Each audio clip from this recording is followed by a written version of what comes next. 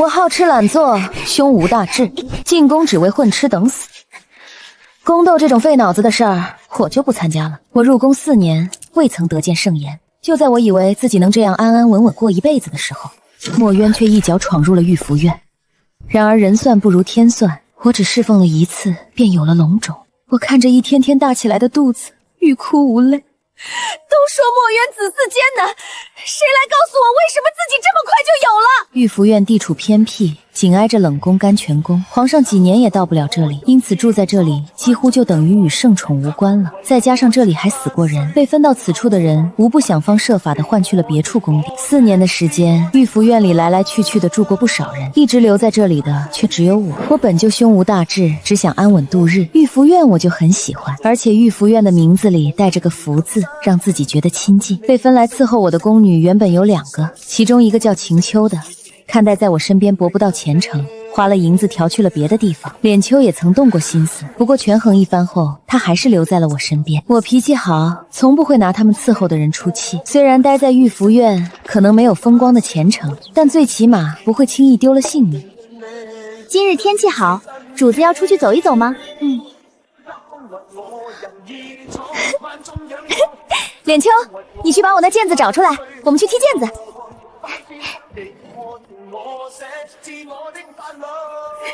97、98、99，哇！所以并没有人注意到，一个明黄色的身影走进了御福院，还是跟在墨渊身后的张德全咳嗽了一声，才引来了御福院中所有人的注意。皇上！我也惊讶，不知道皇上怎么会出现在这里。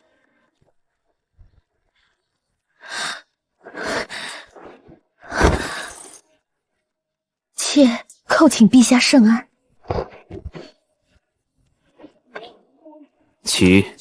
我愣了愣神，在张德全的示意下，忙抬脚跟了上去。张德全等人却并没有进来伺候，并且还将脸秋也拦在了屋外。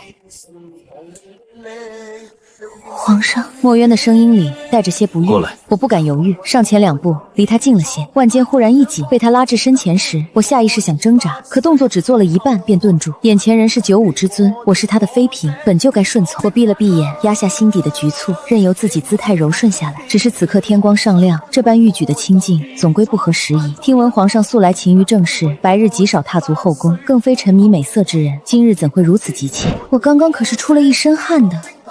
也不知道皇上一会儿会不会一脚将自己踢下床。宋墨渊离开之后，我觉得自己半条命快没有了，倒在床上睡了个昏天暗地。什么时辰了？主子醒了，您睡了2个多时辰，已经戌时了。脸秋回神说着，起身倒了一杯水端给我。我接过水杯，一口一口地把杯中的水喝完，干哑的嗓子才好了一点。有吃的吗？有的。小豆子去膳房领了晚膳，简单梳洗了一下，我坐到桌前，对着脸缺从食盒里摆出的1荤2素，狼吞虎咽了起来。今天本就活动量大，再加上已经过了我平日里用膳的时间，所以这会儿吃的完全不注意形象。主子，时间已经不早了，小心晚上积食。我是听劝的人，看了看剩下的饭菜，自己肚子也撑了，还是恋恋不舍地放下了手中的筷子。睡了一觉又填饱了肚子，我终于有心思细想这一天发生的事情。不理解皇上为什么会突然出现在御福院里，还拉着自己大白天的荒唐。虽然自己长得不错，也算得上是个美人，但是宫里最不缺的就是美人，自己也没有美到让皇上一见面就把持不住的地步吧。如果真的有那样倾国倾城的长相，自己也不可能有这近4年的清静。还有那个时候，自己好像咬了皇上一口。我记得进宫时教导我们的上宫曾说过，侍奉皇上要顺从，不得逾越，不得损伤龙体。自己咬了皇上一口，算不算损伤龙体啊？皇上会不会治自己个大不敬之罪，打入冷宫啊？我打了个冷战，虽然我没有争宠之心，可我也不想去冷宫受罪啊。待在御福院里，虽然也没有多好的待遇，可只要我平日里打点到位，日常吃喝用度方面也不至于受到苛待。要是进了冷宫，就再也吃不到鸡腿了，只能吃不饱穿不暖，艰难度日了。冷宫里又冷又饿，还备受欺凌的场景从脑海里甩出去，在心里安慰自己，这都晚上了，还是好好待在御福院里吧，也没有人来找自己问罪，想来皇上应该是不怪罪我了吧。皇上来了御福院，肯定会有人来打探一下消息的。楼才人是从御福院搬出去的，和我算是有一点交情。施宝林住的幽兰轩离着咱们御福院比较近，他们会来倒是不奇怪。除了他们，再没有别的人来吗？没有了。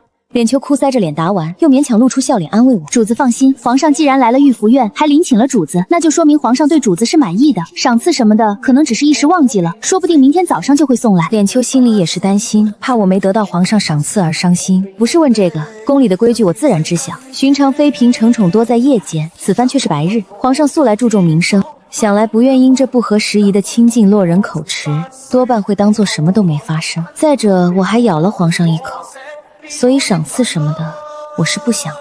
不是问这个，那主子是……没什么，我可不想和脸秋去解释我为什么担心皇上会派人来治我的罪。要真说了，脸秋保不齐要吓破胆子。不过现在看来，皇上还是比较大度的。我好心情拿起之前看了一半的游记，继续翻看起来。第二天早上，小豆子从膳房领早膳回来时，我还没有醒。小豆子把食盒交到脸秋手中，低声和他道：脸秋姐姐，你知道我去膳房听到什么了吗？听到什么了？关在冷宫的那位被刺死了。脸秋被小豆子神神秘秘的样子引起了好奇心。你说的是真的？膳房的小太监们都在说，这个事儿应该假不了。什么时候的事？怎么这么突然？好像是昨天晚上的事情。昨天晚上，脸秋喃喃念着进了屋子。昨天晚上怎么了？脸秋把手中的食盒放在桌子上，一边把刚小豆子从膳房听来的消息说给我听。你说陈皇后昨天晚上皇上赐死了，可听说是为什么？陈皇后是墨渊的结发妻子，皇太后嫡亲的侄女，大公主的生母。4年多前，因谋害淑妃和三公主一事，被皇上打入了冷宫。陈皇后虽被打入了冷宫，皇上却一直没有褫夺其皇后封号。当时很多人都猜测，皇上是不是只是做做样子，并不是真心想要惩治皇后。等过一阵子，可能随便找个什么由头，就又把皇后放出来了。但出乎大家意料的是，陈皇后这一关就被关了4年多。墨渊好像是忘了有这么一个人一样，可为什么突然之间她又被赐死了呢？大公主不是马上就要大婚了吗？在这个时候赐死她的亲生母亲，皇上是怎么想的？皇太后没有阻止吗？具体的情况脸秋也不清楚。奴婢让小豆子再去打听打听。你让小豆子小心一点，能打听到就打听，打听不到就算了。主子放心，那小子机灵着呢。这一顿早膳我吃得心神不宁，希望这事不要波及到御福院吧。皇上他昨天到底为什么偏偏来了御福院啊？好在小豆子没有让我等太久，我早膳用完没有一会儿，小豆子就带着探听来的消息回来了。可打听到什么？回主子，打听到了。据说之前宴会的时候，大公主求了皇上，说是她马上就要出嫁，唯一放心不下的就是皇后，希望皇上有时间了可以去看望一下皇后，这样她也就能安心出嫁了。皇上给大公主面子，当场就答应了。墨渊子嗣单薄，目前膝下也就只有4个公主。墨渊对这4个孩子一向不错，昨天皇上可能正好得了空，就去了甘泉宫。只是皇上进甘泉宫没多长时间，就又怒气冲冲的出来了。好多人都传是皇后说了什么不该说的话，惹怒了皇上。不过小的在甘泉宫当差的同乡告诉小的说，皇上原本好好的在和皇后说话，可喝了几口茶后忽然就怒了。小的猜测可能是那茶有什么问题。我了解详情之后，就吩咐小豆子退下了。脑海里开始回想那天的情景，想起自己看到的那双泛红的眼睛。我认为小豆子猜的可能没有错，皇上喝的那杯茶应该是有问题的，这样就能解释通陈后在这个节骨眼上被赐死。不管皇太后还是大公主，都没人敢开口求情，给皇帝下药，往严重了说，可是要诛九族的。也能解释通皇上为什么会突然出现在御福院，又为什么会拉着自己白日颠堂。说白了，我就是个解药。我其实有些想不通，陈皇后为什么要给皇上下那种药？不过这和我没关系。确定这事儿牵扯不到御福院后，我就不再关心了。我又恢复了之前懒散的样子，脸秋都不知道说什么好了。要是别的主子侍了寝，却没有赏赐下来，这会儿都该郁郁寡欢了。可自家主子竟然一副没放在心上的样子，脸秋都不知道是该庆幸主子想得开呢，还是感叹主子心大呢。恭喜主子，贺喜主子！皇上点了主子您侍寝呢，看来皇上非常喜欢您呢。先准备着吧，不管皇上为什么又让我侍寝，既然旨意已到，我也没有推辞的余地。咱们的安稳日子可能要结束了，那自己没有圣宠，后宫的那些人不会搭理我。可要是入了皇上的眼，那情况就不同了。进宫前，我姐姐不知念叨了多少次，皇宫就是人吃人的地方。后宫的女人个个都长着一副七窍玲珑心，心眼比筛子都多。我这样的懒散性子根本就不适合后宫，我自己也知道，所以进宫之后处处小心，万事都不冒头。没有圣宠不要紧，只要不把小命丢掉就行。但有些事情不是你想避就能避开的，比如说自己入宫之后，连御花园都没有去过一次，每天都乖乖地待在自己的寝宫里，就怕遇见皇上或者牵扯进后宫争灯之中。可谁能想到陈皇后作死会让皇帝来御福院呢？算了，不想了，既然已经都这样了，那就走一步看一步吧。我在脸秋的伺候下换好了衣服，准备侍寝。要不主子换那套衣服试一试？那套和这套也差不多，就不折腾了。帮我梳头发吧，不要梳高锥系。高锥髻发型将头发全部拢于头顶，微额高耸。现在宫里人都喜欢这款发型，头发不浓密的人会用上假髻。我的头发倒不需要假髻，但我对这个发型还是喜欢不起来。原因很简单，头皮疼。那奴婢帮您梳个百合髻可好？好。这下不素了吧？不素了，刚刚好。梳妆打扮好，时间也差不多了。我在御福院等了大概2节钟左右，来接我的工人就到了。去往乾宁宫的路上，我分心打量着路边的景色。进宫几年，这条通往乾宁宫的路我还是第一次走。御福院离乾宁宫实在是不算近，我走到乾宁宫外的时候，都微微有点出汗了。拿帕子擦了擦额头的汗，在工人的示意下，迈步进了这座后宫人人向往的宫殿内。殿里，墨渊正坐在桌案前看书。妾恭请圣安。正安，这里坐。我谢过墨渊之后，规矩地坐了下来。叫什么名字？回陛下，妾林氏，单名一个慢字。哪个慢？是峨眉漫流的漫吗？回陛下，是蔓草的蔓，也有蔓草，零露屯溪，有美一人，清扬惋惜。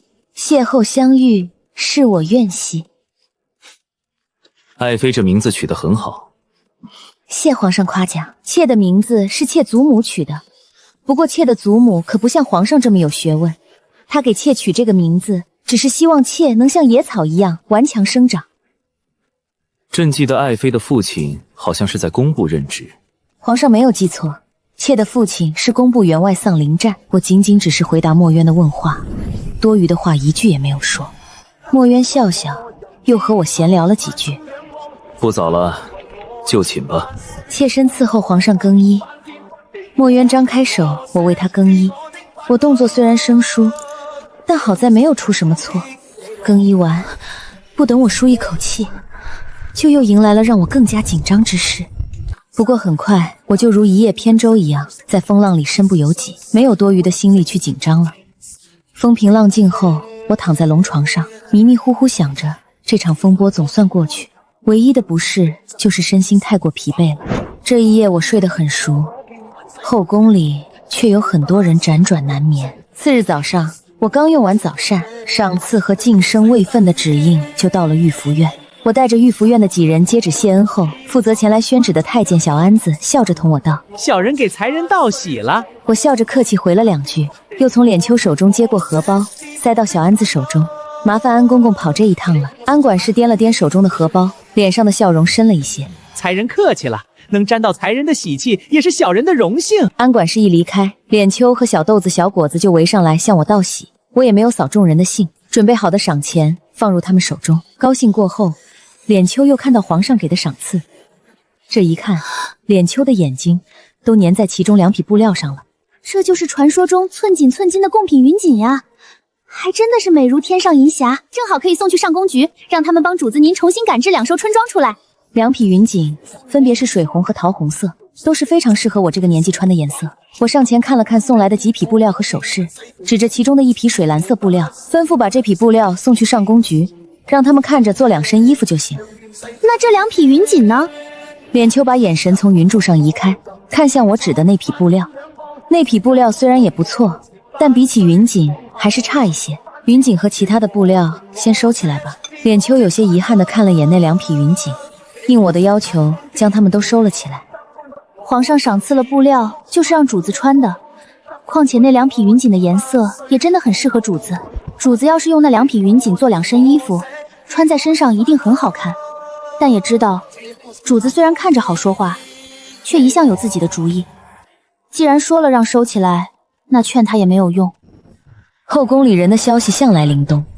皇上前一天在御福院见了林曼，第2天点了林曼侍寝，侍寝过后就生了灵曼的位分，赏赐里更是有2匹云锦。消息像是长了翅膀一样传遍了宫中。雍和宫中，高贤妃听着小太监的回话，撇了撇嘴。之前倒没有看出来，这位也是个有本事的。赵美人之前也只得了1匹云锦吧？赵美人、齐美人、蒋常人都是1匹。她倒是一下越过3个人，也不知道他们3人现在什么心情。赵美人和玉阳宫的那一位，不管心里是怎么想的，面上都没有什么表现。不过落梅厅那位，据说砸了一套白玉茶具呢。落梅居那位自觉受宠，一向不把别人放在眼里，现在被比他位分低的压了一头，砸套茶具算什么？后面还不知道会做出什么事。高贤妃手指轻敲桌面，语气里带着幽怨，管他们如何去斗，反正皇上就算来了我们这雍和宫，也不是上我这儿来。你们只要给我把赵美人盯紧了就行。太医开的调小身体的药，她有没有乖乖喝着？娘娘放心，赵美人那边我们一直盯着呢，太医开的药她一顿都没落下。那就好。御福院里你们看着，送件东西过去。是，娘娘。平日里冷清的御福院突然间变得门庭若市起来，脸秋、小豆子、小果子3人忙得脚不沾地。我自己也不轻松，高位分的和受宠的主子多是派太监宫女过来，位分低又不受宠的大多都是亲自上门送走最后一位来道贺的人。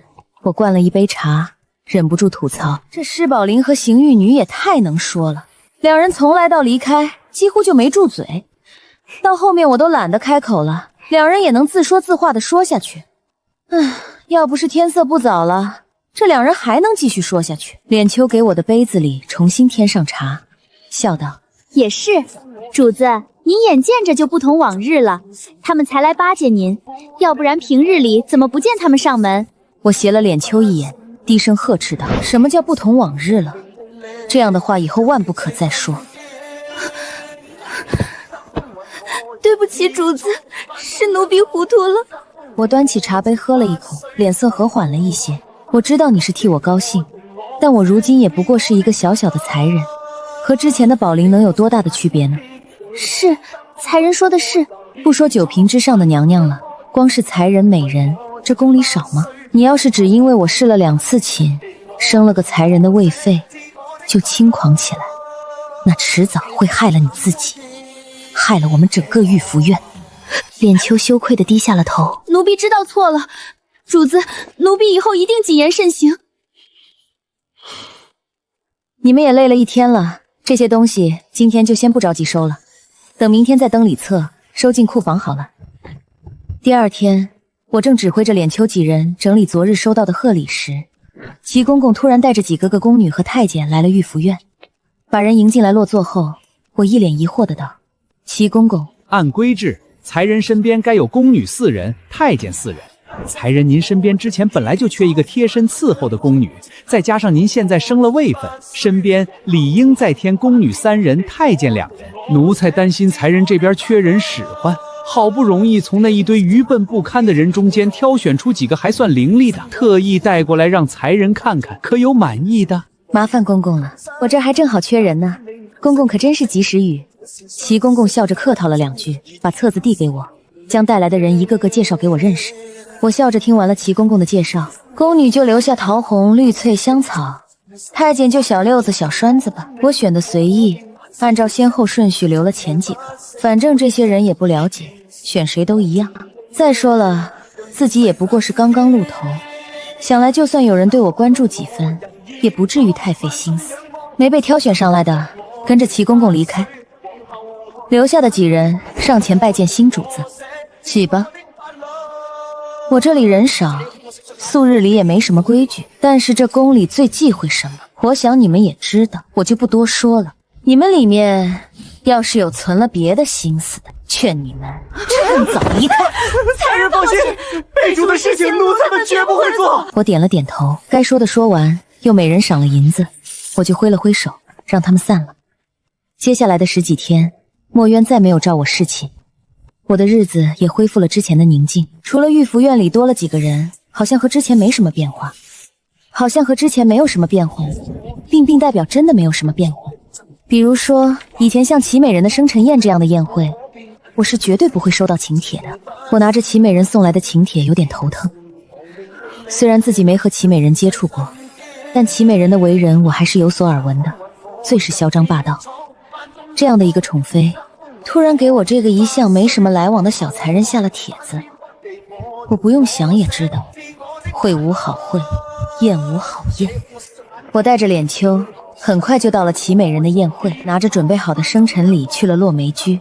我到的不算早，也不算晚。落梅院里招待宾客的厅里坐着不多的几个人，都是位分比较低，不怎么受宠的。齐美人不见人影，作陪的是同住在落梅居的苗宝林。我和在座的几位打过招呼后，就找了个不起眼的角落坐了下来。大概过了半个时辰，宾客陆陆续续快来齐了之后，齐美人才露了面。我抬头瞄了一眼齐美人，今年17岁，身材高挑，皮肤白皙，眼尾上翘，嘴上涂着大红的口脂，明媚鲜艳至极。原来墨渊喜欢这样的呀。我百无聊赖地想着，美是挺美的，就是带刺。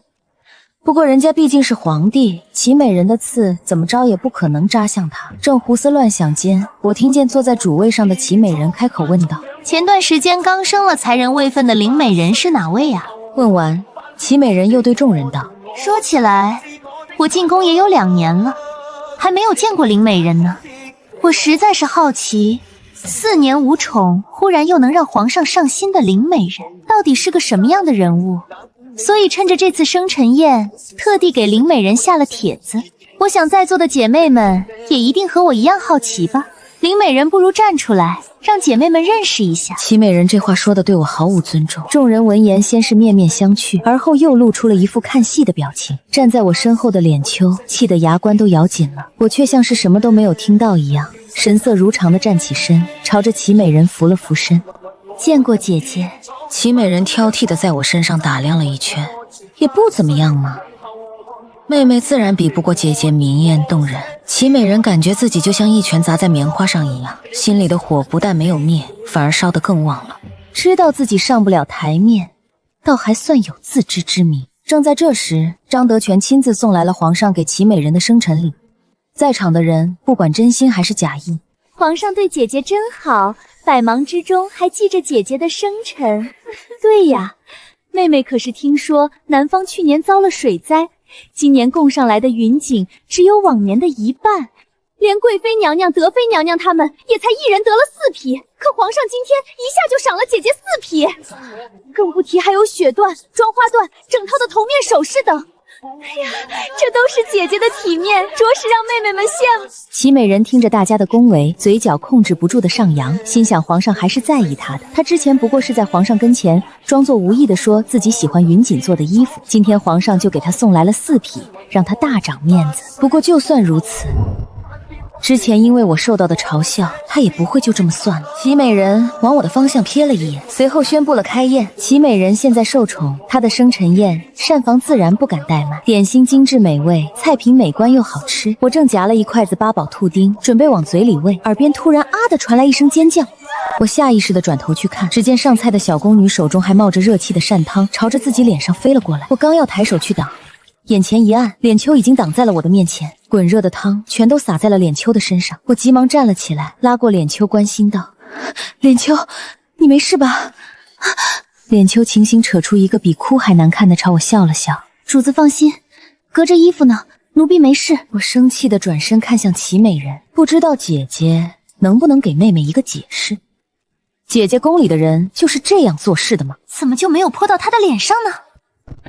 蠢东西，还不快向林美人赔罪！齐美人转向我，没什么诚意地说：林美人也消消气，我宫中的这些人笨手笨脚惯了，做事难免有失妥当，为此姐姐我也不止一次的在皇上面前告过罪，但皇上素来待人宽和让我不要因为一些小事就责罚这些服侍的人，这才纵得他们不知道轻重。好在妹妹没有受伤，不然我今天怎么也不能放过这笨拙眼瞎的东西。皇上虽然待人宽和，可也赏罚分明。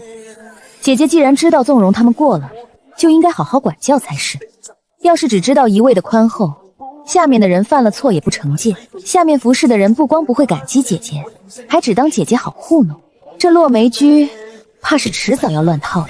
厅中一时寂静无声，大家看向我的眼神都不一样了。齐美人气急，他没想到他把皇上都搬出来了，我还敢不依不饶？我好似没有看到齐美人的怒气一样，一脸好心声道：“姐姐要是实在不忍心处置这个犯了错的小宫女，妹妹也可以代劳。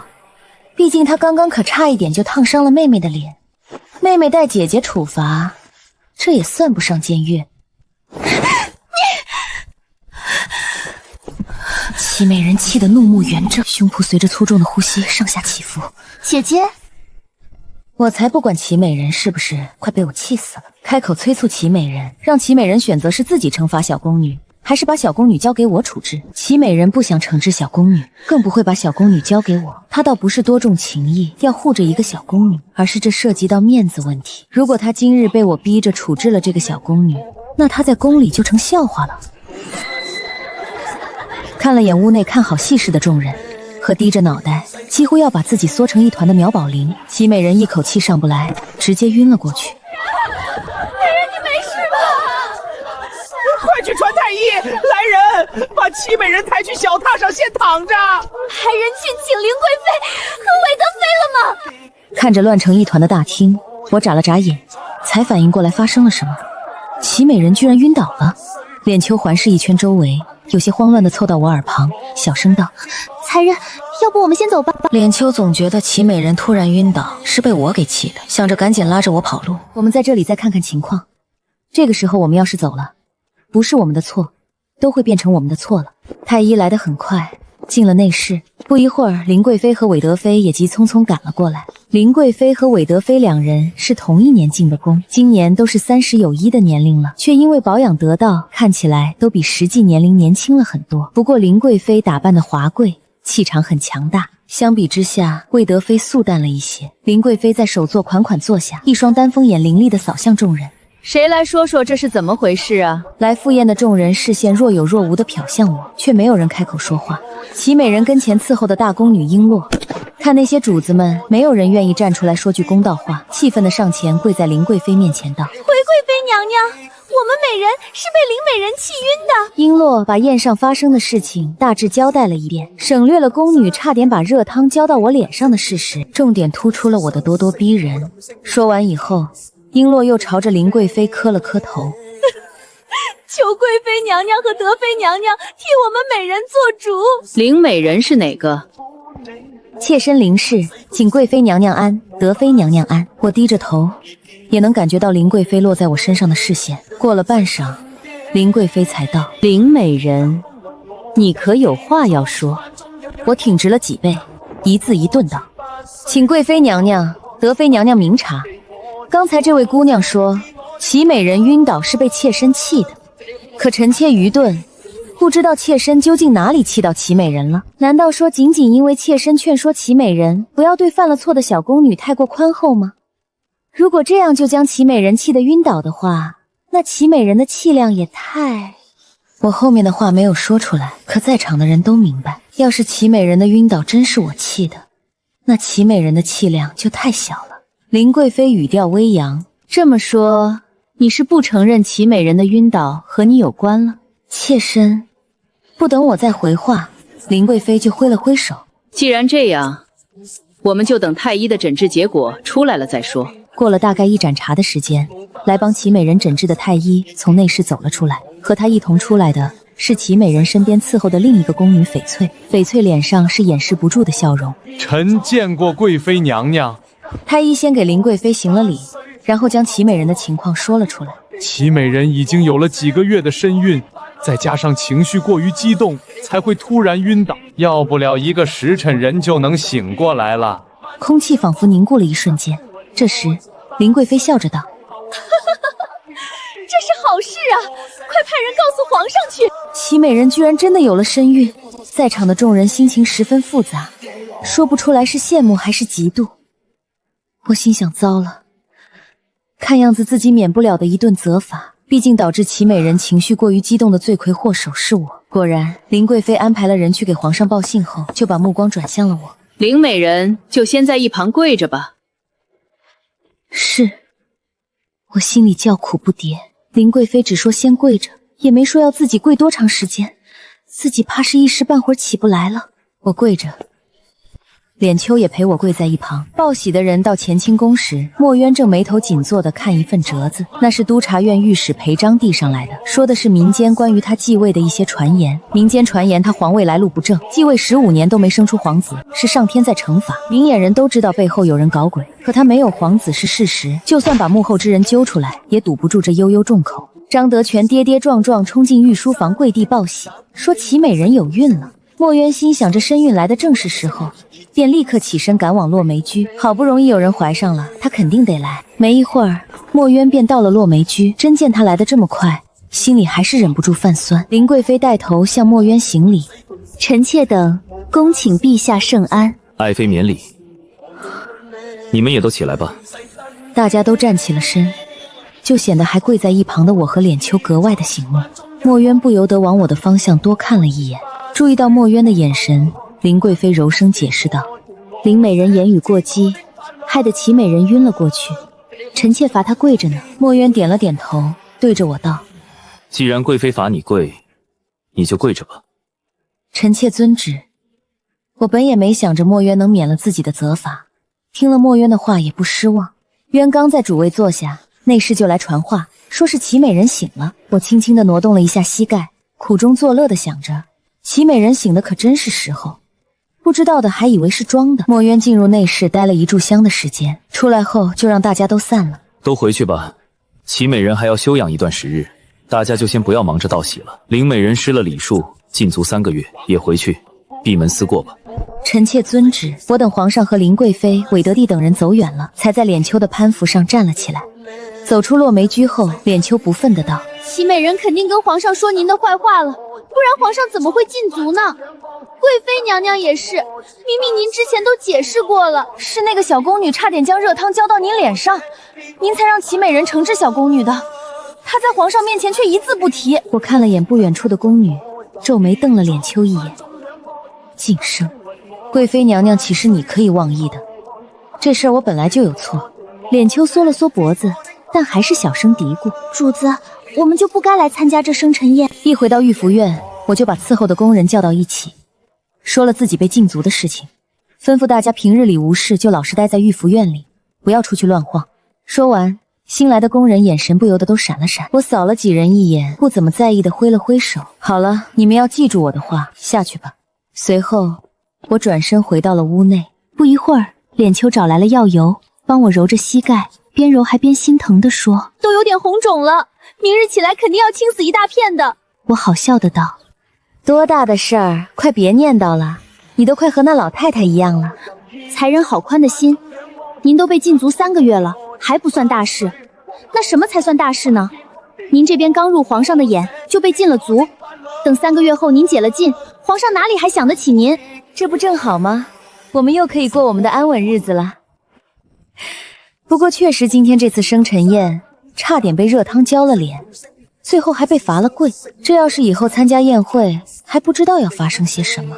现在皇上把拒绝的理由送到了我们手里，我们刚好可以正大光明的关起门，过自己的小日子。脸秋帮我把裙子整理好，又说道：“才人能言善道，奴婢说不过您。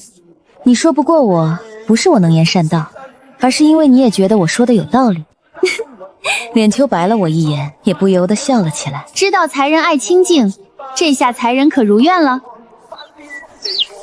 时间过得很快，天色渐渐暗去。脸秋，我要睡会儿了，今天可真是心神俱退。你的膝盖也不要忘了擦药，我记得我这里好像还有一瓶烫伤用的药膏，你等会儿也找出来，身上被烫到的地方需要擦药就用它。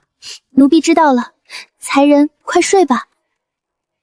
脸秋伺候我躺下，又替我将床幔放了下来，才轻手轻脚地退了出去。脸秋一出去就被小豆子等人拦了下来。脸秋姐姐，到底怎么回事？你和才人不是去参加生辰宴了吗？怎么才人又被禁足了？才人和齐美人呛了声，现在才人虽然受了罚，但难保齐美人的气还没有消。你们现在都是御福院的人，要是不听才人的话，没事出去乱晃荡，犯到了落梅院那边的手里，哼，才人就算是想救你们，也是有心无力的。几人互相看了看，才连连保证道：“脸秋姐姐放心，我们没事儿，肯定不出去乱晃。”我睡醒后，脸秋把他和几人的对话说了一遍给我听，我听完笑着赞了脸秋几句。我是只想安稳过日子的，如果这些人里面有那奔着攀高枝来的，趁早看清了情况，另找温路也好。玉福院这边的人心浮动先不提，齐美人身孕的消息在宫里传开之后，就像是在原本平静的湖面上投入一块石子，荡起一圈圈的涟漪。我虽被禁着足，但去膳房的小豆子每天都会带回来一些关于宫内的传言。今日是康乐宫不小心摔坏了一套甜白瓷茶盏，明日是蓝影宫不小心打碎了插着花枝的清华梅瓶。我在玉福院里每日听一听八卦传言，看看话本，日子过得别提多舒心了。就这样过了几日，不久香草首先待不住了，内侍府来人说要调香草去别处当差的时候，我也没有瞒着，便同意了。香草走后没有几天，小六子、小栓子、桃红也先后离开了玉福院。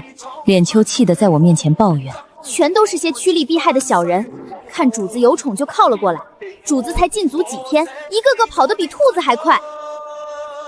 好啦，趋利避害是人的本能，他们不愿意留在玉福院熬日子，去别处博前程，又不碍着我们什么。主子就是太好心了，这些没把主子放在眼里的小人，以后真得了前程，还不知道怎么嚣张呢。要我说，主子就不应该放他们离开，他们进了玉福院，就是玉福院的人。主子要是不愿意让他们离开，上宫局那边也说不出什么话来。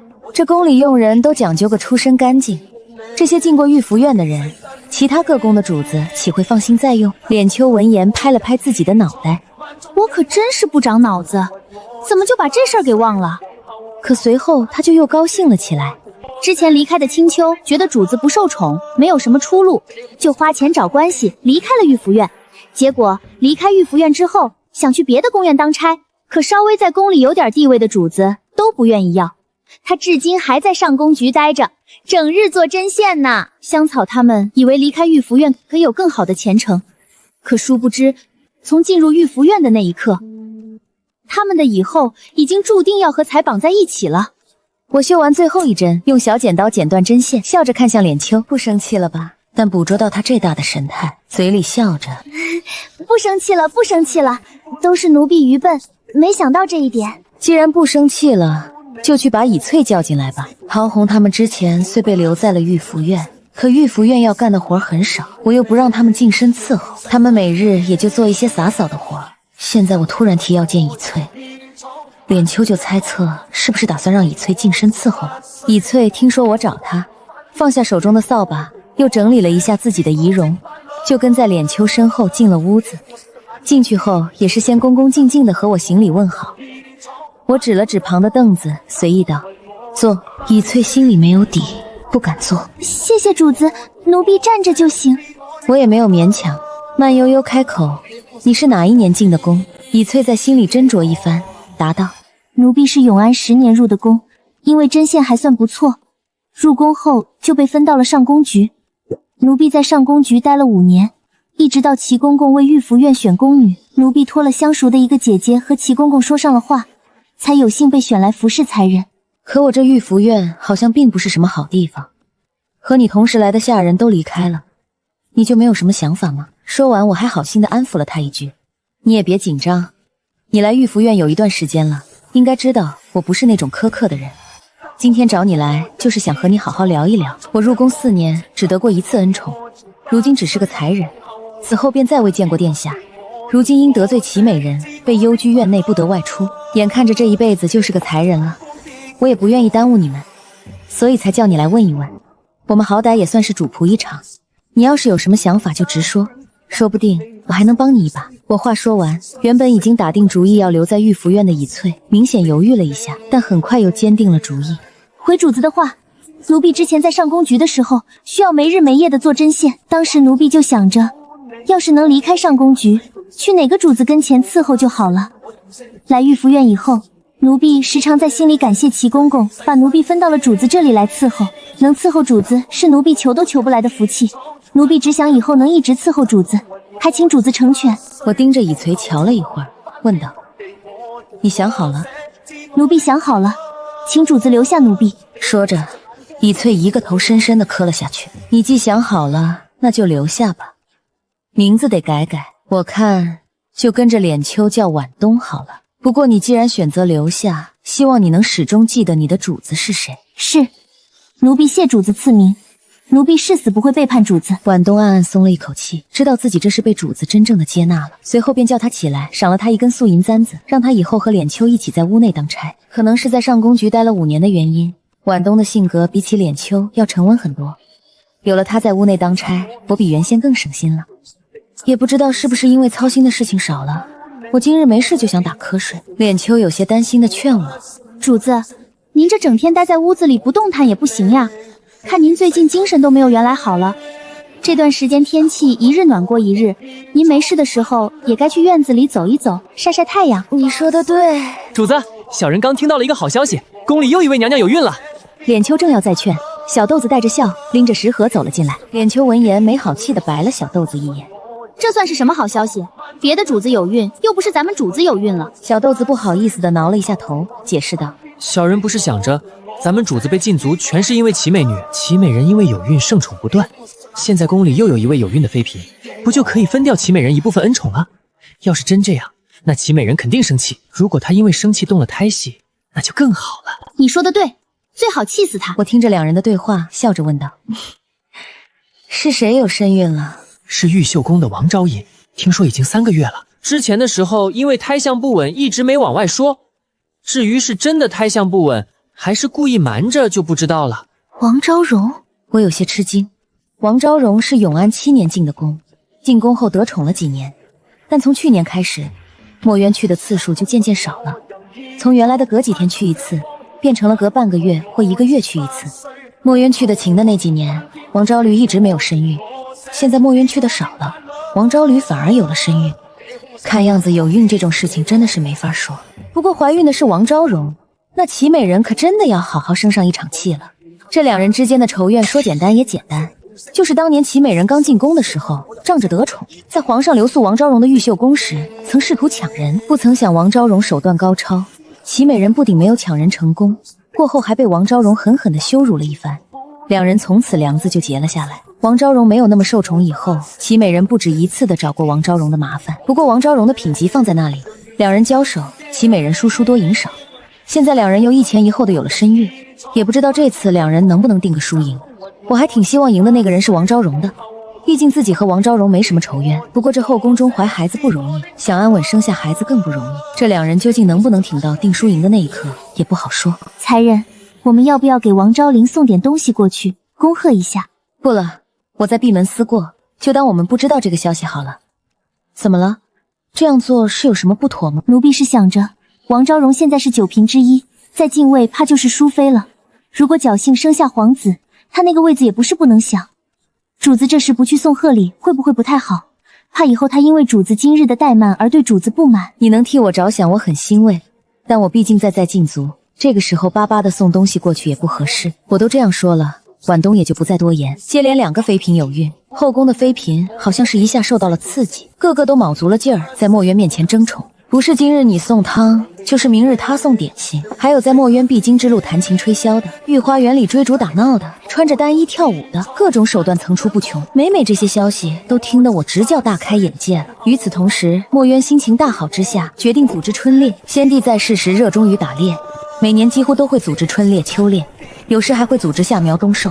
墨渊继位后忙于政事，春狩、夏苗冬狩全都取消了，就是秋申也不是每年都会组织。今年还是墨渊继位后第一次组织春猎。皇帝春猎肯定是要带妃嫔伴驾，后宫没有中宫之主，这伴驾的名单就由协理后宫的林贵妃和德妃决定了。伴驾的名单出来后，墨渊又将自己想要带的妃嫔加了进去，这名单也就定了下来。名单出来后，几家欢喜几家愁，可以去伴驾的妃嫔欢欢喜喜地收拾东西，不能去的则暗暗生气，或者说几句酸话。只是这些都和进了族的我没多大的关系。3月初6是钦天监选好的出行吉日，我得知墨渊已经御驾离开皇宫，便再次将御福院服侍的几人叫到面前，叮嘱他们看好门户，无事不要出御福院，也不要让无关之人进御福院的大门。脸秋几人看我脸色严肃，也都认真的应了。和我想的一样，墨渊和林贵妃等人一走，明面上各宫主子都闭门不出，但暗地里却并不安生。这不才第3天，我就听说玉秀宫昨天晚上叫了太医，听说太医是亥时进的玉秀宫，一直都到子时才出来。主子，你说王昭云肚子里的孩子没事吧？应该没事，就算是有什么，可能也不严重。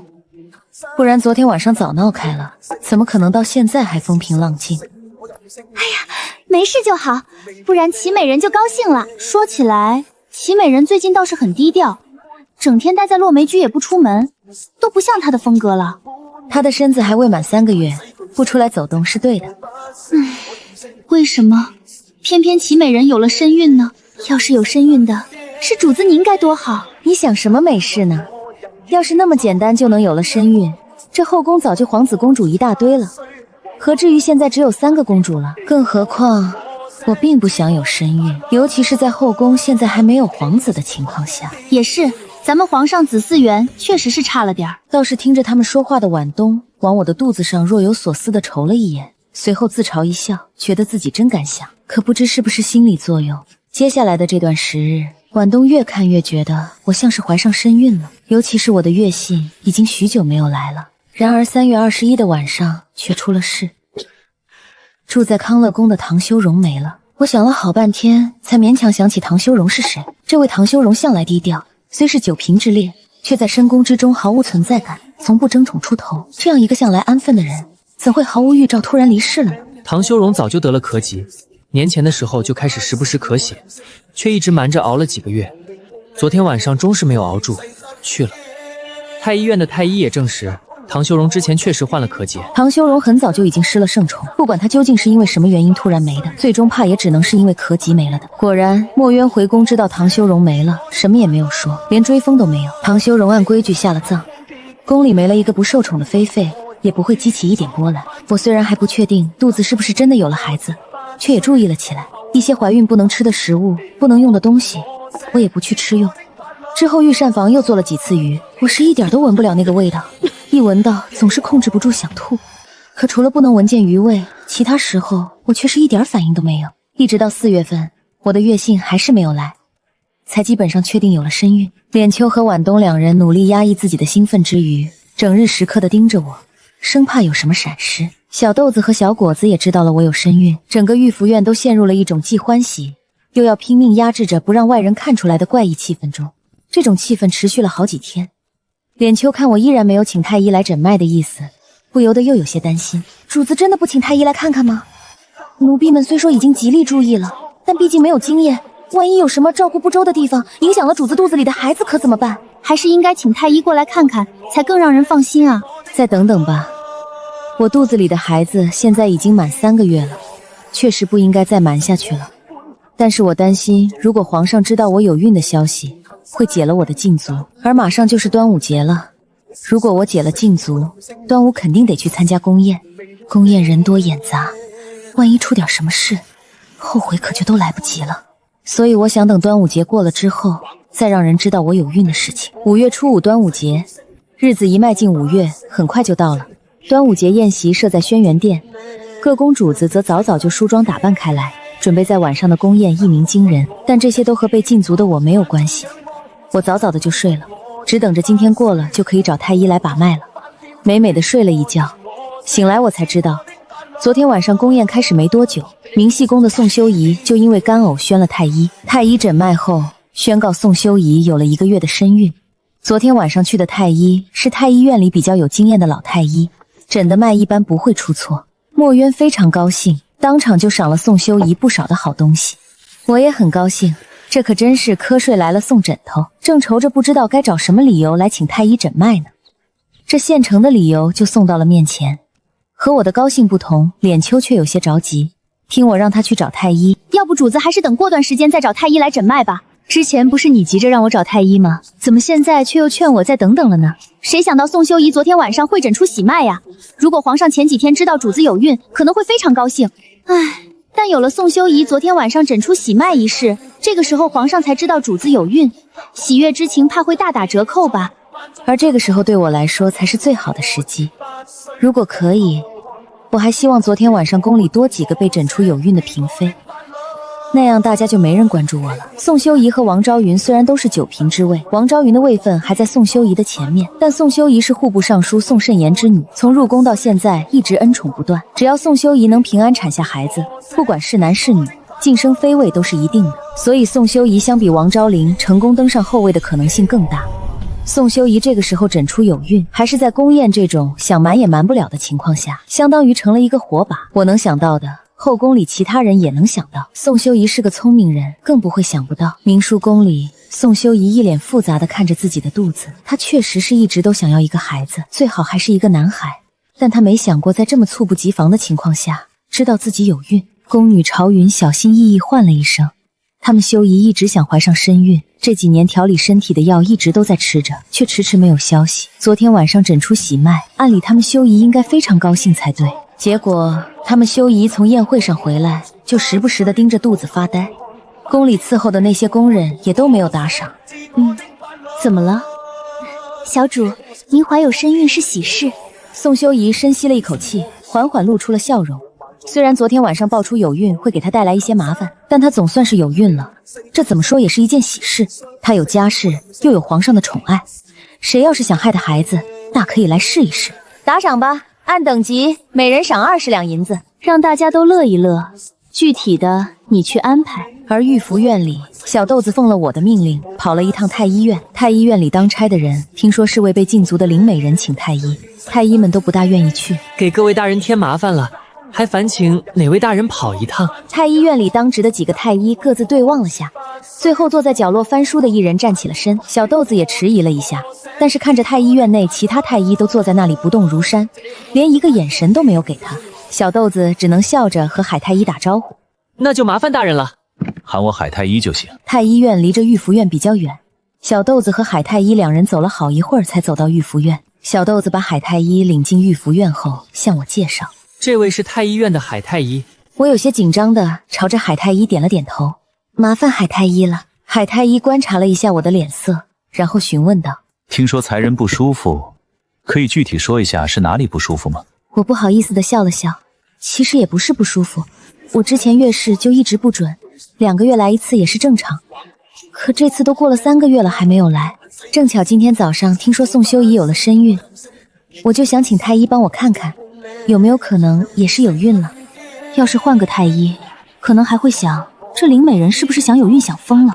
你试过几次请还有孕了？你以为有孕那么简单吗？可海太医闻言只是点了一下头，便说，才人请伸出手来，下官替才人诊脉。我伸出手，脸丘拿来丝把搭在我手上，海太医坐下开始诊脉。脸丘屏息静气地等着海太医诊脉的结果。把完脉，海太医收回了手。恭喜才人，确实是有孕了，已经3个多月了。脸丘等人喜不自胜，我也笑了起来。可很快我就收了笑容，露出一个担忧的表情。海太医，我之前不知道有孕了，也没怎么注意过，对肚子里的孩子会有什么影响吗？并无大碍，才人派相稳健，肚子里的孩子很健康。我做出一副如释重负的样子。那就好，那就好。御福院里找了太医的事情，并没有引起宫里各处的关注。毕竟在各宫主子的认知里，一个5年里只成过1次宠的小小才人，得罪了怀孕的宠妃，又被皇上下令禁了足，就已经注定再没有翻身的可能了。这样的一个人，并不值得他们浪费精力去关注。所以当脸丘去向长春宫告知林贵妃时，林贵妃愣了好一会儿才反应过来。你没说错吧？是御福院里的林美人有孕了，不是别的宫的什么妃嫔吗？娘娘确实是御福院的林美人有孕了。林美人身边的大宫女，这会儿还在咱们宫外面站着呢。林贵妃静默半晌道：“让她进来吧。”脸丘随着王贵英走进长春宫的正殿，规规矩矩地跪在林贵妃面前。我们才人月事一向不准，时常连着2个月都不来，再加上才人有孕后也没有什么反应，我们也没敢往这方面想。还是今天宋修仪娘娘有孕的消息传出来，我们才往这方面猜了猜，大着胆子请了太医。太医诊完脉，确定已经有了3个多月的身孕后，才人立即就派奴婢来和贵妃娘娘报信了。起来吧，你们才人有孕是喜事，向皇上报喜了吗？还不曾。才人说贵妃娘娘您现在掌理后宫，理应先和您说一声才是。桂英，你陪着她去一趟乾宁宫，把这一喜事告诉皇上。这个林美人倒有几分运气，能生得出来才算运气好，而且还要看她生的是什么。如果是个女孩还好，如果是皇子，那就不是运气了。说的不错，如果她真能生个皇子，本宫倒是不介意替她养着，只是那时候林美人肯定就不能留了。娘娘想养是那孩子的福气。桂英姑娘可是有什么事？我是奉贵妃娘娘的命令，陪着这位御福院的大宫女来给皇上报喜的。太医刚刚诊出御福院的林美人已经有了3个多月的身孕了，麻烦帮忙禀报一声吧。哟，这可是大喜事儿啊！桂英姑娘稍等一下，小的这就帮您禀报。鬼鬼祟祟的，什么事儿？德全公公，长春宫的桂英姑娘带着一个叫脸秋的来报喜，说是刚刚御福院的林美人诊出了3个多月的身孕。知道了，你先下去吧。既然有孕了，那就该赏。赏林美人锦缎2匹，织金罗2匹，金镶宝石步摇2只，羊梨玉镯子1对，珍珠1活。那林美人的禁足，功过不能相抵。这就没了吗？怎么没有解除主子的禁足？好啦，都站在这里做什么？各忙各的去吧。主子别是气傻了吧？放心，我没气傻，反正离3个月也就几天的时间，解不解禁都一样。你和婉东把赏赐的东西放到偏殿里，那2匹织金罗就不收了，正好做2身夏衣，过段时间天热了穿。我怎么把心里话嘀咕出来了？与此同时，我有孕的消息也在宫里传了开来，只是大家还来不及羡慕嫉妒，紧跟着就又得知皇上知道林美人有孕后，竟没有解了林美人的禁足，因此大家的注意力更多的还是放在了明熹宫。到了5月13，我禁足已满3个月，御福院却还是跟往常一样安静，大家好像都忘了我可以出门和待客了。也许有人还记得，可看别的妃嫔没有要上御福院门的意思，他们就当自己也忘了。只有上宫局的工人在5月14这天送来了早该送来的夏衣。来的工人很会说话，说是本来该早一点送衣服过来的，只是御福院最近一段时间不待客，他们又想着亲自过来给我问个安，才一直拖到了现在。不管究竟是因为什么原因，现在才把夏衣送过来，但人家最起码人家话说得好听，我就当自己信了。他们笑着从御福院出来，上宫局来的2人中，鹅蛋脸宫女笑着和圆脸宫女称赞我大方。我觉得林美人和不受宠的主子们不大一样，倒是有些像宋修仪那种盛宠正浓的。我有幸曾去过明思宫，去送过1次衣服，修仪也是跟美人刚才一样，送给我们1人1个荷包。是啊，皇上虽然现在对林美人一般，但林美人毕竟有孕了，一旦她平安生下皇子，不说生下皇子了，皇上看在小公主的面子上也会抬举她几分。李上宫不就是想到了这一点，才让他们把原来预备送给御福院的夏衣换成了不管颜色还是料子都更胜一筹的，还在她一解禁就赶紧送了过来。我一直在御福院安稳待到了6月初，太后娘娘生辰才迈出了御福院的大门。太后娘娘所住的慈宁宫很远，我跟脸秋走了好久才到，正在宫道里慢慢的走着，遇到了2个其他院的嫔妃，是陆冲灵和楼才人。既然碰见了位座比我高的，自然是要行礼的，也不能当作没看见。陆冲元入宫有些年头了，据说当年也曾盛宠一城，最得宠的时候连林贵妃都避让几分。我是没有见过陆冲元风光的时候，不过只看陆冲元这浇花照水之貌和弱柳扶风之姿，我就能想到他受宠时的面貌。墨渊肯定是舍不得美人皱一下眉头的，只是帝王的宠爱太过短暂，陆冲于如今1年里见不到几次墨渊了。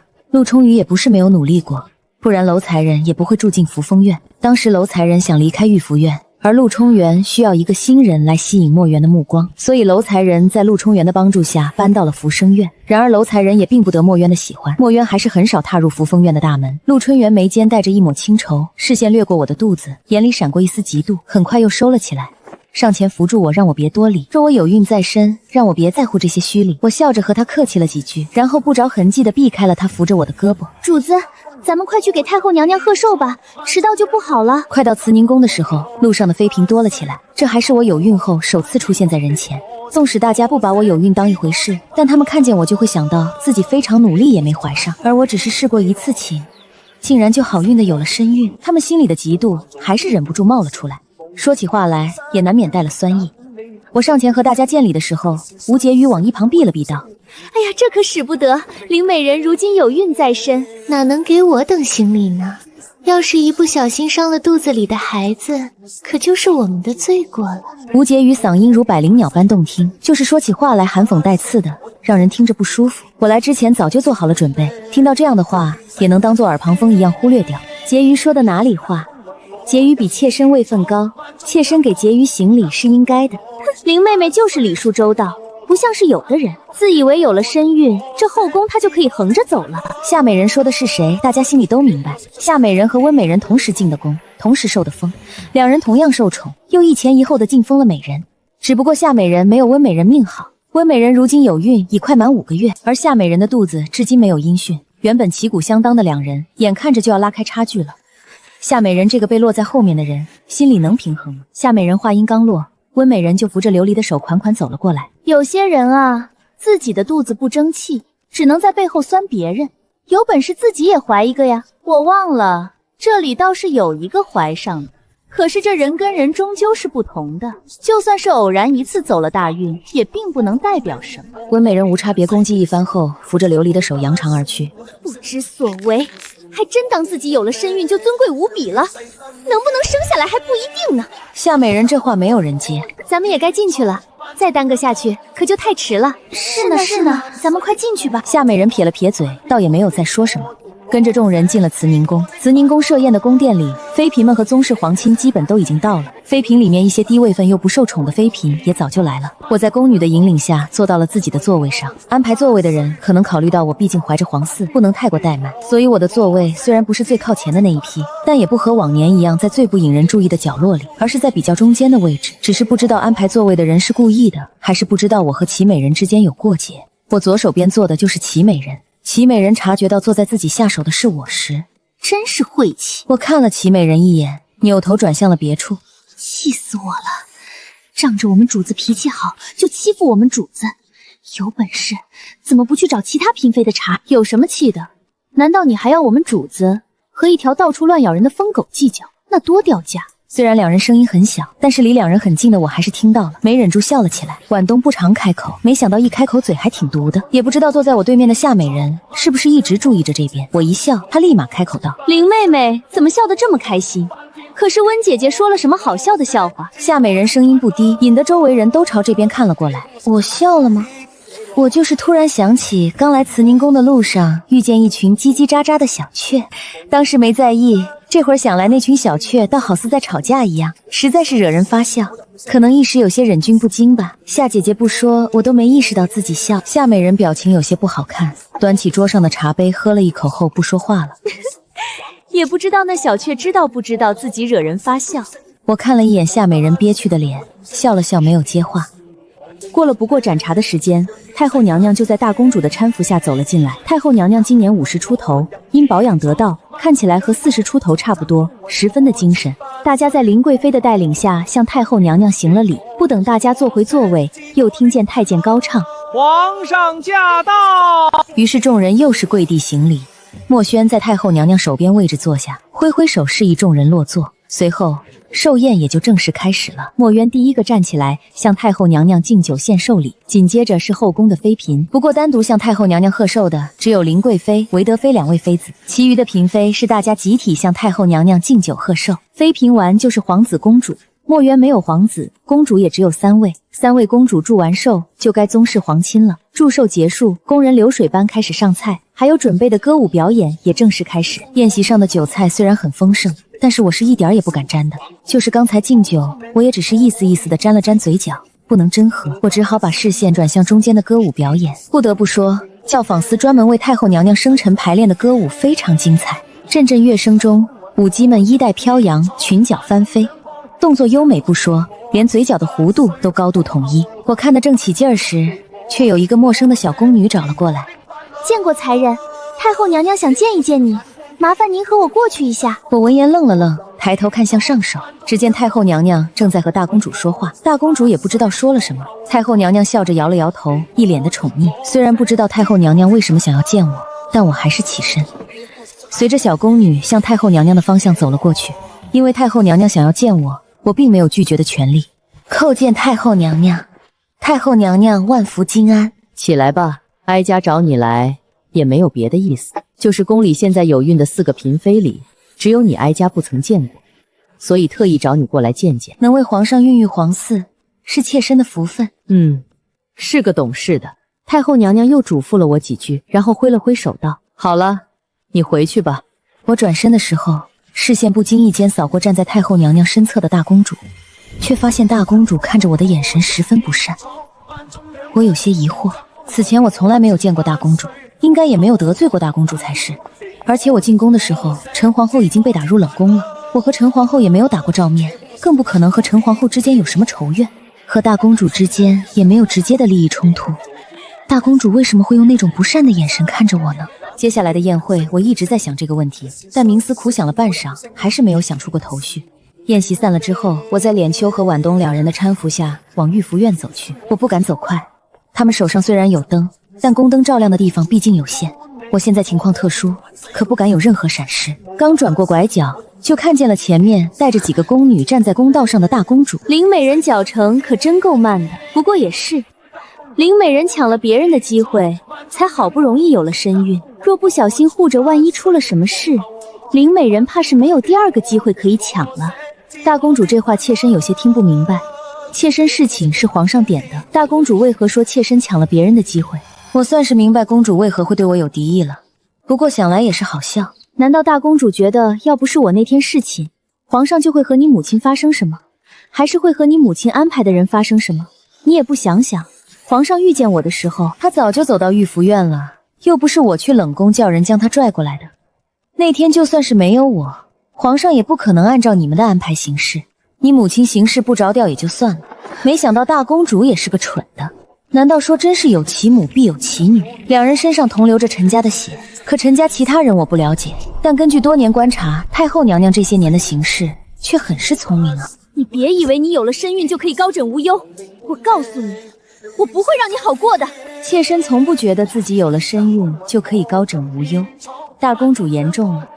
至于大公主说的不会让妾身好过的，我顿了顿，才道：妾身等着。闻言，大公主还想再说什么，她身后的一个宫女却指了指远处，低声道：公主驸马来找您了。大公主顺着宫女指的方向看了一眼，扔下一句：咱们走着瞧，就将头颅扬得高高的，转身朝着来人的方向走了。大公主一行人走远之后，脸秋有些恼怒的低低骂了一声莫名其妙，然后小声和我嘀咕：幸亏主子您不常参加宴请，也不知道主子您什么运气，每次参加宴会总会遇到这种莫名其妙的人。是啊，我这运气也是没谁了，我看我以后还是少出门好了。哼，主子就是想找理由不出门呀，被你给看出来了。脸秋前几天刚劝过我不要整天待在御福院，大公主的行为并没有影响到我的心情。我一路顺顺当当的回了御福院，吃了几块点心就睡了。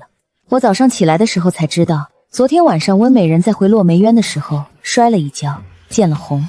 温美人的摔跤究竟是人为还是意外，现在还不清楚，但是人为的可能性更大。据说负责调查此事的人在落梅居的门口发现了几颗散落的珠子，这珠子是温美人手串上的，但温美人说她这条手串都丢了好长一段时间了。为此我还被林贵妃找过去问了话，也不止我，还有昨天和温美人闹得不愉快的夏美人，以及好几个和温美人发生过口角的妃嫔，都被林贵妃找过去问话了。我身正不怕影子斜，自然不怕被问几句话。不过为了小心起见，我还是让小豆子几人去我的内殿搜查一遍，把御福院彻彻底底的搜了一遍。我虽然没做过，但也得防着别人陷害自己。好在御福院里干干净净，什么也没查出来。又过了几日，林贵妃和韦德妃调查的结果出来了。林贵妃他们查到太后娘娘寿诞那晚，夏美人身边贴身伺候的一个宫女，在温美人回落梅居前，从落梅居门口经过。之后，他们又查到夏美人身边贴身伺候的这个宫女和落梅居里面的一个小宫女接触过，而两人接触的时间，正是温美人手串丢失前后的那段时间。夏美人的贴身宫女在审问下，承认自己的所作所为是受到了夏美人指使，说是夏美人本就对温美人有孕而心生妒忌。温美人还时常仗着肚子对夏美人耀武扬威，夏美人一气之下才想让温美人没了孩子。夏美人自是不认的，可不认又能怎样？事已至此，她再怎么辩解也没有用了。谋害皇嗣是大罪，因温美人虽然见了红要卧床静养，但孩子好歹保住了。夏美人最终被留了一条性命，扔进了冷宫。如今一个只能静养，一个进了冷宫，可真是太好了。婉东没有说话，沉思了一会儿，才开口问我：“主子，您觉得这真的是夏美人做的吗？你这话是什么意思？贵妃娘娘和德妃娘娘不都查清楚了吗？难道夏美人的贴身宫女还会污蔑夏美人不成？我也不知道，我就是觉得有点不对劲。我也觉得不像是夏美人，夏美人更像是被人给栽赃了。可是这种事情也说不准，不管是不是夏美人，这种事情都和咱们没有关系。这件事情确实是和我没有关系，但接下来的事情就和我有关系了。原来温美人最近心情不好，特意求了墨渊想见家里人，这也不是什么大事，墨渊直接就同意了。后来墨渊又想起了宫里还有3个有孕的妃嫔，所以特意传了话，特允宫里有孕的妃嫔都可以在宫里召见娘家亲眷。这个消息对王昭如和宋修仪而言没有多大的意义，顶多就是能表现一点皇上对他们有孕的重视。因为宫里的妃嫔只要是9嫔以上的位分，每月的初1和15都可以在宫中召见娘家人，所以他们想见娘家人，平日里也是可以见的。但对我就不一样了，自进宫之后就再没有见过娘家人了。对于爹和继母，我自是无所谓，可我想见一见姐姐，也不知道姐姐现在怎么样了，想来应该是不错的，嫁的是自己喜欢的心上人。董家伯母又是个宽和的，以姐姐的聪明能干，肯定能把日子过得和和美美。可尽管知道，我还是想见一见姐姐，亲口听见她说过的很好，这样我才会觉得自己进宫是有意义的。只是我再着急也没有用，得先等太监出去传旨，然后递了牌子，再向贵妃娘娘报备，贵妃娘娘允了之后，才能定具体的时间召见姐姐。这头我压着迫切的心情，那头宣旨的太监也已经进了林家的大门。姐姐迎接了宣旨的公公，公公宣读了圣旨。得知我有孕后，姐姐并不开心，更多的是惊讶和担心，又问了公公几句我在宫里的情况。之后姐姐就将传旨的公公给恭恭敬敬地送了出去。自从姐姐可以进宫的时间定下来之后，我每天在宫中数着时间过日子，等待的日子是最难熬的。总觉得之前在宫中几年也没感觉到时间过得这么慢，可偏偏这几天的时间愣是让我觉得度日如年。姐姐进宫那天，我早早就起来了，虽说人下午才能到，可心里总想着早点准备才好。毕竟我们姐妹2个确实也有好长时间没见了，可能在院子等得有点久，也可能今天天气确实有点热，我一直在出汗。没一会儿，脸秋和婉东2人便急匆匆地来劝说我：“主子，您看小豆子刚才也说了，林姐姐这会儿连午门都没有进呢，到咱御福院还早着呢，您要照顾点身体啊。”“是呀，主子不为自己考虑，也要为您肚子里的孩子考虑啊。”看着他们担心的样子，我还是听劝地走向了屋内。主子要是对皇上有这一半上心，也不至于还是个才人了。这时小豆子跑了过来，说姐姐已经到了御福院。我也顾不上怀孕的肚子，快速地迈出了房门。“姐姐，主子小心您肚子里的孩子。”多大的人了，还这么莽撞，要是伤了肚子里的孩子怎么办？见到姐姐太高兴了吗？你呀你。主子，太阳正烈，林夫人一路走来，想来也累了，您2位还是回房间叙话吧。对，看我都高兴糊涂了。姐姐，我带你去看看我住的地方。我现在住着的地方叫御福院，和我们以前在林家的时候住的院子名字差不多。那姐姐今天要好好看一看你住的地方，看看你有没有吃苦。你每年都送很多银票来，我怎么可能吃苦啊？姐姐给你的银票是不是不够？房子里怎么连几个像样的摆件都没有？姐姐，你又不是不知道我向来不在意这些，而且我就一不受宠的小才人，太奢华了也不好。你给我的银票根本用不完，现在还剩好多呢，够用就好。姐姐这几年自己的生意做得不错，加上董家这边还有些分红，手里银钱很是宽裕。你要是缺银子，一定要告诉我。好，姐姐放心，要是银子不够时，我一定和你说。这人是你身边的大宫女吧？奴婢脸秋见过林夫人。林曼性子懒散，平日里就辛苦你多加照顾了。这镯子收着，就当是我替林曼赏你的。既然是姐姐赏的，你拿着就行。姐姐她别的不多，就是银子多。小没良心的，我这是为了谁？奴婢谢过林夫人，我和姐姐说会儿私房话，你们忙你们的去吧。你进宫前不是说你进宫后肯定会躲着皇上走的吗？现在又是怎么一回事？我是躲着皇上走的呀。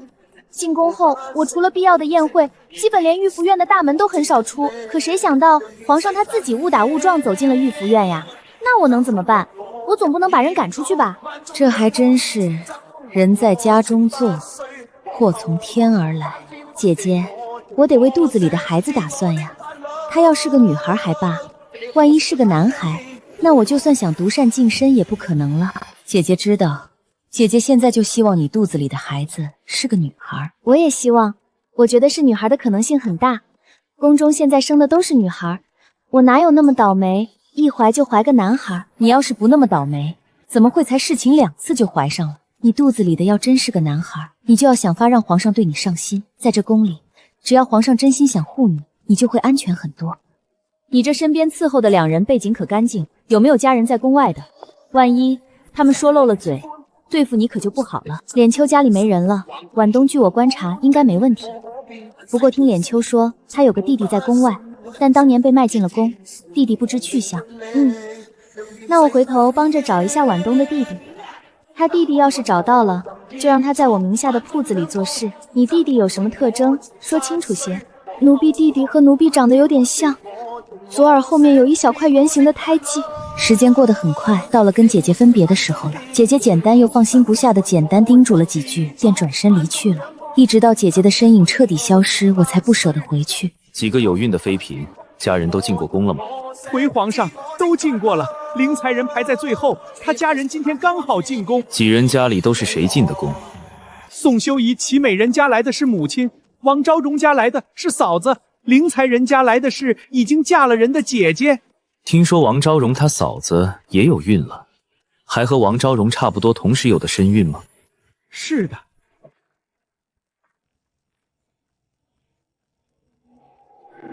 时间来到7月份，也正是容易让人感到燥热的时候。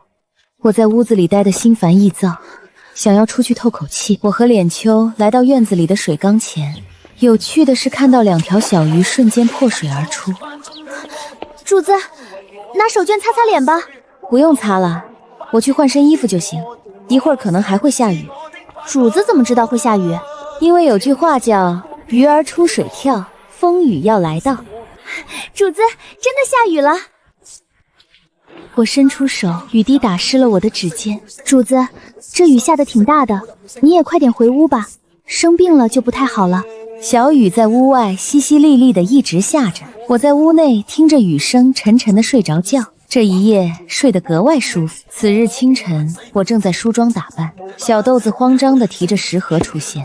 主子，昨天晚上齐美人肚子里的孩子没了。我十分惊讶，想着好好的怎么会出事？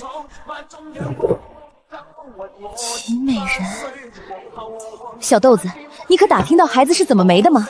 之前不是说躺着静养就问题不大吗？小的听说是因为吃多了寒凉之物，昨天下雨，齐美人吃了一碗消暑饮品，便绞痛小产了。太医没告诉过她不能吃寒凉之物吗？怎么会因为一碗饮品孩子就没了？确实说不过去，伺候的人就算为自己，也不会让她多吃，所以那个消暑饮料肯定不是导致她小产的主要原因。一开始大家也不信，所以林贵妃查了一夜，但也只杖责了宫人。齐美人想找皇上做主。皇上怎么说？皇上说自有贵妃做主，让她好好养身子。这就是不追究的意思了。皇上不是挺在乎那孩子的吗？怎么就这样轻轻带过？明摆着有蹊跷啊！主子，您闭眼睡会儿吧，只要身子养好，孩子以后还会有的。不会再有了。皇上已经厌弃我了。昨天皇上知道孩子没了，留下一句让我好好养身子，他便走了。他在怪我没保护孩子。主子，皇上向来喜爱您，昨天冒雨赶来，怎会怪罪您呢？皇上关心的是我肚子里的孩子，并不是我。好了，你去装点吃的，醒来后我有事交代你去办。既然皇上不愿意管，那我自己查。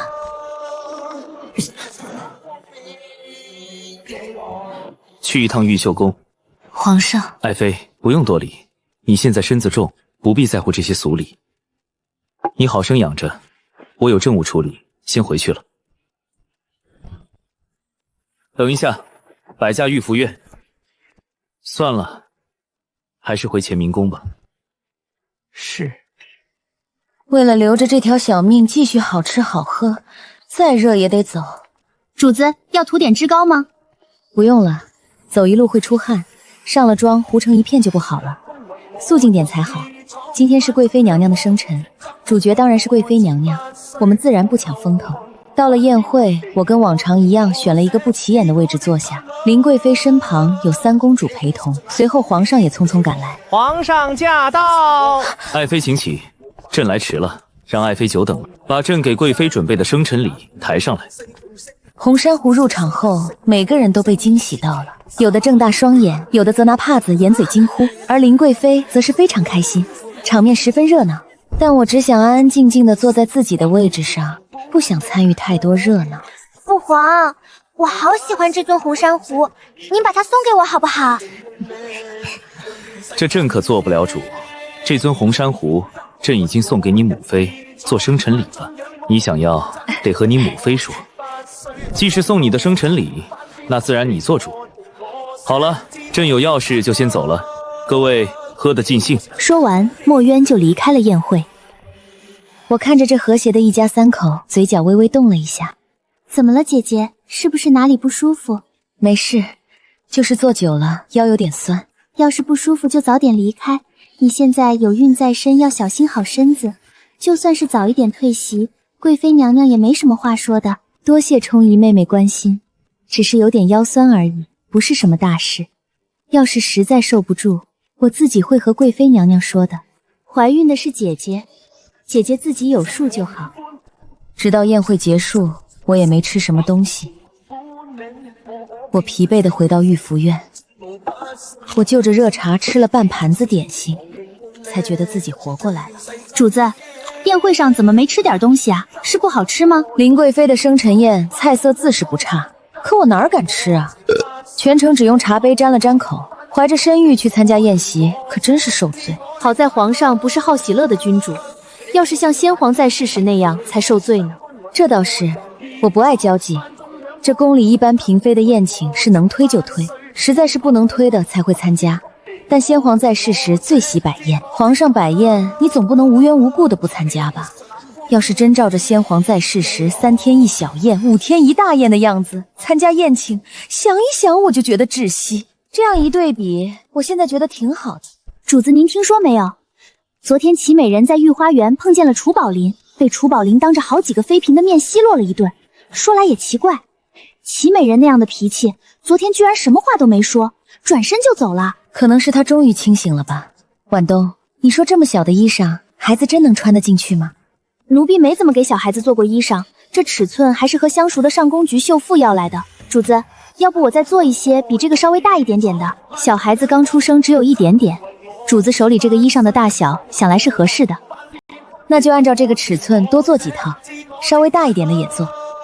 反正孩子长大了也要穿的，不是都说小孩子长得很快吗？感觉齐美人变得真的挺多的，她现在好低调。